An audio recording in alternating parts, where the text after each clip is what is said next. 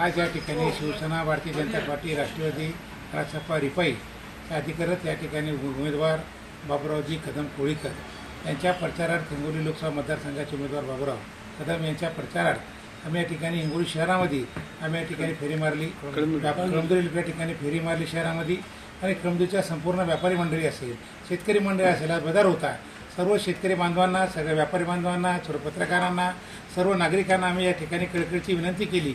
संपर्क या ठिकाणी स्वतः दुकानावर जाऊन येणाऱ्या 26 तारखेला मोदी माननीय ईश्वर या ठिकाणी भारताचे पंतप्रधान म्हणून आपल्या ठिकाणी मोदी साहेबांना पंतप्रधान, यशस्वी पंतप्रधान करायचे आहे. आणि मोदी साहेबांना मतदान करण्याकरता आपण हिंगोली लोकसभा मतदारसंघातून बाबुरावजी कदम या ठिकाणी शिवसेनेचे उमेदवार आहेत, त्यांना आपण या ठिकाणी मतदान करावं. आणि येणाऱ्या लोकसभेमध्ये मोदी साहेबाला मतदान करण्याकरता बाबुरावना या ठिकाणी धनुष्यबाणावर मतदान करून मोदी साहेबांचे हात बळकट करण्याकरता आपण मतदान करावं. अशा या ठिकाणी आम्ही सर्व भारतीय जनता पार्टी, शिवसेना, राष्ट्रवादी सर्व आमचे जे कार्यकर्ते सर्व सोबत घेऊन आम्ही या ठिकाणी लोकांना आव्हान केले.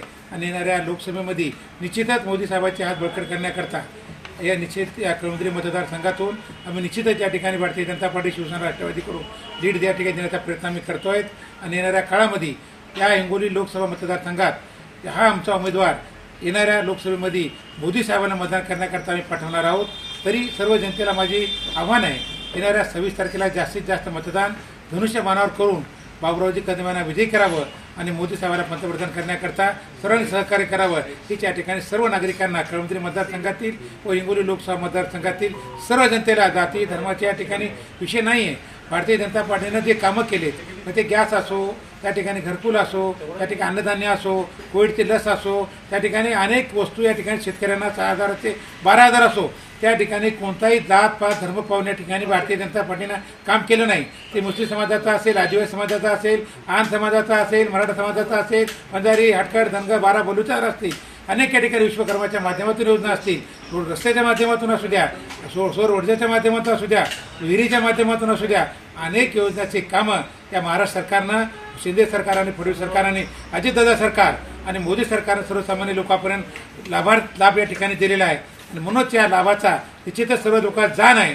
आणि म्हणूनच या ठिकाणी आता बघत होतो बँकेत लोकांना या ठिकाणी गर्दी मावत नाही आहे.